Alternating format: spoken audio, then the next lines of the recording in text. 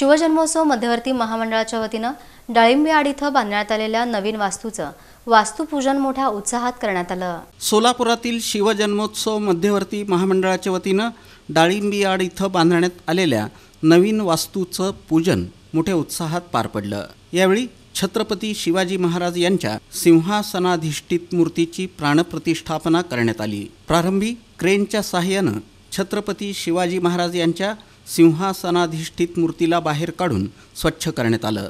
नंतर ही मूर्ती नव्या वास्तूमध्ये ठेवण्यात आली। या नव्या वास्तूमध्ये विद्यार्थ्यांना शिक्षणाचे धडे घेता येणार आहेत। वरच्या मजल्यावर अभ्यासिकेचं देखील नियोजन करण्यात आल्याचं राजन जाधव यांनी सांगितलं। जन्मोत्सव मध्यवर्ती महामंडळाच्या वतीने परंपरा 50 वर्षापासून 50 ते 60 वर्षापासून आपली शिवजयंती साजरी करत होतो।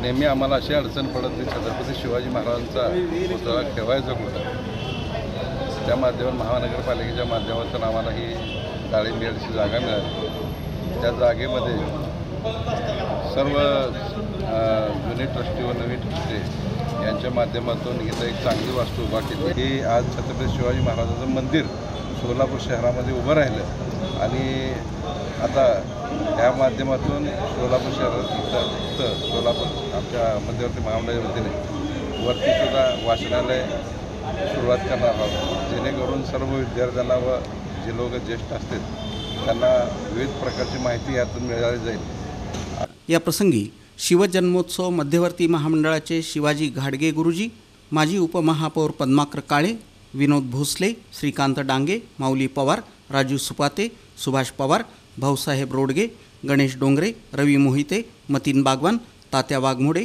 देवीदास घुले, वैभव गंगणे, बस्सू कोळी, प्रतापसिंह चौहान, उज्ज्वल दीक्षित, विजय भोयटे, विजय पुकाळे, प्रीतम परदेशी, प्रकाश ननवरे, अनिकेत पिसे, सदाशिव पवार, संजय जाधव, जितू वाडेकर, विवेक फुटाणे यांच्यासह शिवजन्मोत्सव मध्यवर्ती महामंडळाचे पदाधिकारी, सदस्य, कार्यकर्ते आणि शिवप्रेमी उपस्थित होते।